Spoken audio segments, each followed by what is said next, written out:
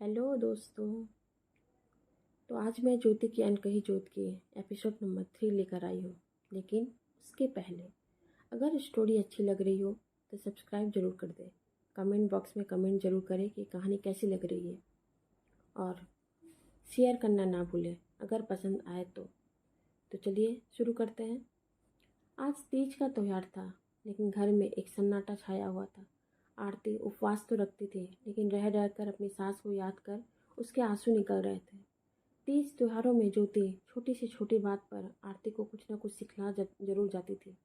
किताबों से जब आरती का नाता जुड़ा था तो घर के कामों से वो दूर रहती थी। इसीलिए शादी के बाद की जिम्मेदारी ज्योति ने उसे सब सिखाया था। आरती को आज भी अपनी पहली तीज याद है। ज्योति ने उसे साज श्रृंगार करने को कहा था। बिंदी से लेकर पायल तक उसे ज्योति ने ही पहनाया था। उसे ऐसा करते देख आरती अपनी सास से, माँ ये तीज क्यों मानते हैं, लड़कियां ये सिंदूर क्यों लगाती है? तब ज्योति हंसते हुए अपने अंदाज में, 7 फेरों के रस्मों से सुहागन मैं बनी, 7 फेरों के रस्मों से सुहागन मैं बनी, तेरे इश्क और भरोसे से सजाती हूँ ये सिंदूर। खुशियों के बहार में पिया तेरा ही तो साथ है, खुशियों के बहार में पिया तेरा ही तो साथ है, मेरी रज़ा और तुझ पर एतबार का प्रतीक है ये सिंदूर।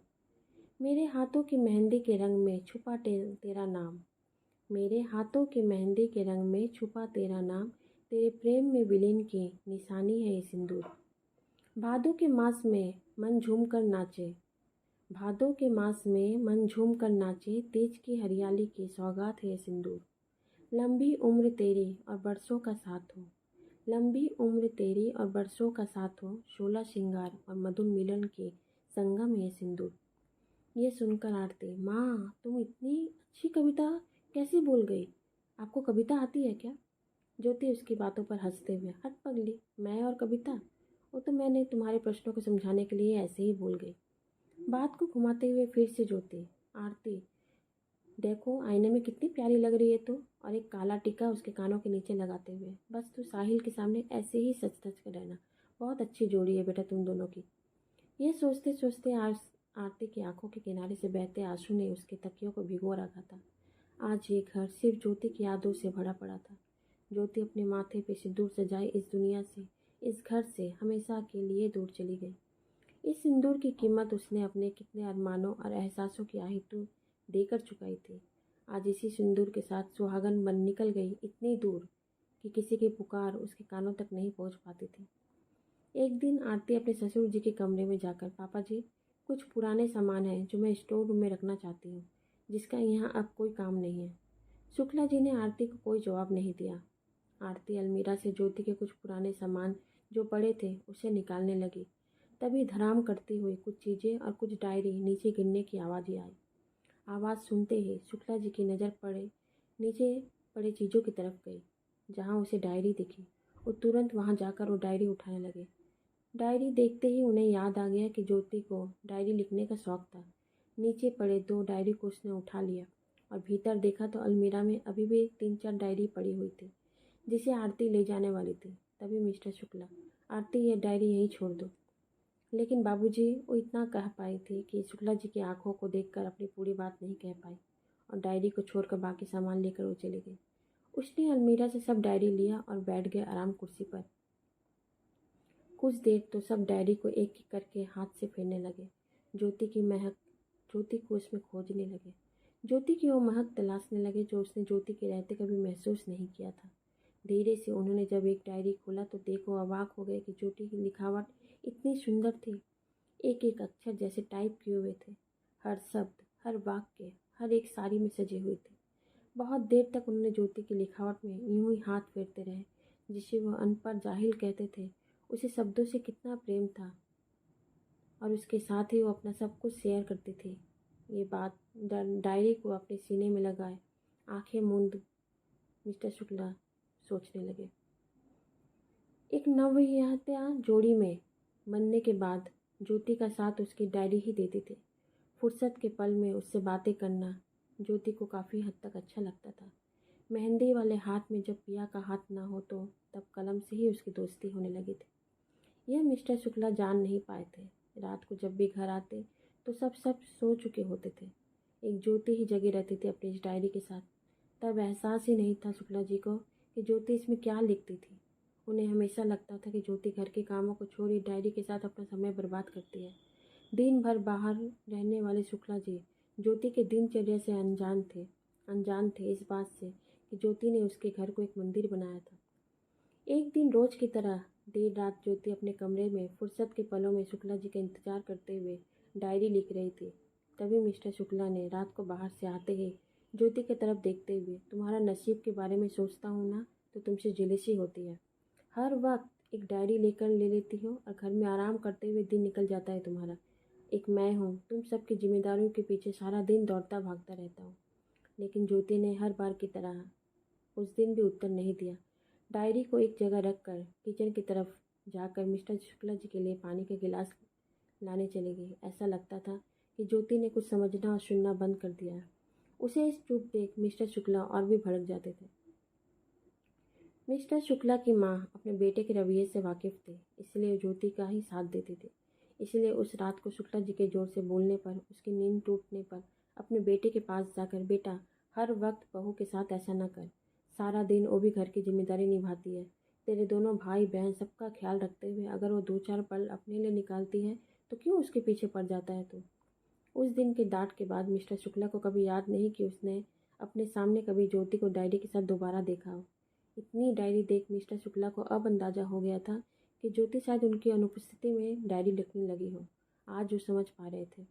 ये डायरी देख उन्हें कुछ बातें याद आ गई जिसे सोचकर बस उन्हें तकलीफ हो रही है। जी हाँ, अब आप सोच रहे होंगे कि अभी इतने मॉडर्न युग में डायरी कौन लिखता है।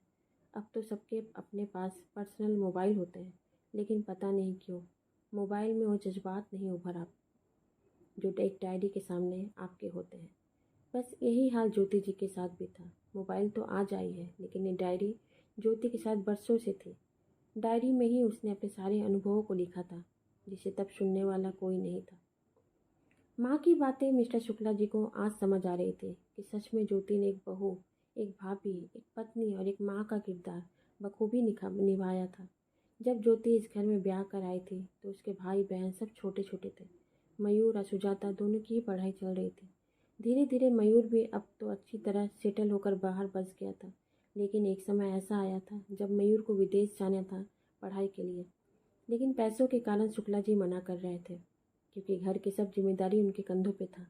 एक अच्छी कंपनी में अच्छी सैलरी की जॉब थी उनकी। इन सब के बावजूद मयूर और सुजाता की पढ़ाई का भी खर्चा था। उस पर सुजाता का ब्याह भी तो शुक्ला जी को ही देखना था। और उसी समय मयूर की जिद थी कि विदेश जाकर आगे की पढ़ाई करेगा।